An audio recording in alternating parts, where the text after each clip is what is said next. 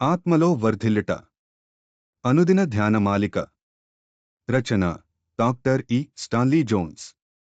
అనువాదం doctor A. Suratnam Basimalla. 7వ వారము 5వ రోజు. 2 కొరింథీ 11వ అధ్యాయము 23 నుండి 28 వచనములు. ఉద్రిక్తత. భయాలు ఆందోళనల నుండి విడుదల గూర్చి మనము చదివియున్నాము. ఈ రెండింటికి దగ్గర సంబంధమున్న ఉద్రిక్తతను గూర్చి ఇప్పుడు చూద్దాము. భయాలు ఆందోళనలు లేనివారు చాలామంది ఉన్నారు, కాని ఉద్రిక్తతతో ఉన్నవారు చాలామంది ఉన్నారు. నిశ్చింతైన ధోరణిలో వినుట అట్టివారు నేర్చుకొనరు.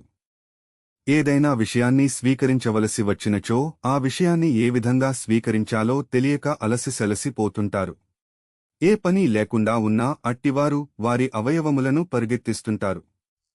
రాత్రులందు నిద్రించే సమయములో కూడా వారి పరిస్థితి ఇదే. మర్రి చెట్టు ఊడలు ఒక ఊగే కుర్చీలాంటివి. చేయడానికి ఏదో ఒక పని నీకిస్తుంది. ఊగినా అక్కడే ఉంటావు, అది నిన్ను ఎచ్చటికీ తీసుకుని పోదు. ఏదోకటి చేస్తున్నానన్న భ్రమలో ఉంచి ఎక్కడికి వెళ్ళినివ్వకుండా భ్రష్టత్వంలో ఉంచుతుంది.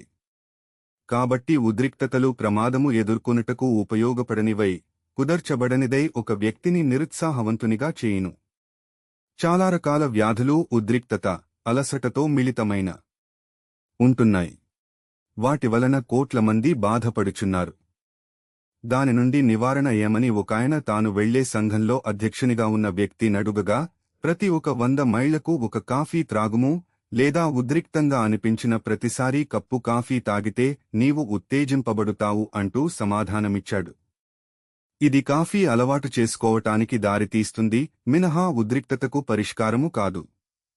2 వ్యక్తులు ప్రయాణము చేస్తూ, ఒకరు ఆగుదాం అన్నారు, మరొకరు పోదాం అన్నారు. వీరిద్దరికీ పొసగని పరిస్థితి ఏర్పడింది. ఈ ఇద్దరూ 2 మతాలకు ముంగుర్తుగా ఉంటున్నారు. పట్టుదలతో వాదించు, పొట్లాడి చిత్తము నెరవేర్చుకో అని ఒకరు చెప్పుచున్నారు. మరియొకరు ఇదంతా వద్దు, నిన్ను నీవు దేవుని సమర్పించుకునుము, దేవుని చిత్తము చేయుము, దేవుని ఎదుట నిన్ను నీవు తగ్గించుకొనుము, నీ చిత్తాన్ని ప్రక్కన పెట్టుము అని చెప్పుచున్నారు. ఈ రెంటిలో స్వచిత్తాన్ని నెరవేర్చుకొనగోరువాడు ఉద్రిక్తుడుగా ఉన్నాడు, దేవుని చిత్తము చేయ నిశ్చయించుకున్నవాడు శాంతముగా ఉన్నాడు. ఈ భాగము డాక్టర్ ఇ. స్టాన్లీ జోన్స్ రచించిన అనుదిన ధ్యానమాలిక ఆత్మలో వర్ధిల్లుట నుండి సేకరించబడినది. దీనిని మీకు వివరించిన వారు ఎల్. సెలా బుక్స్.